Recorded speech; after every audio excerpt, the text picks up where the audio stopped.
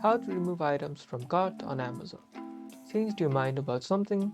This guide shows you how to remove items from your cart on Amazon so you can clean it up.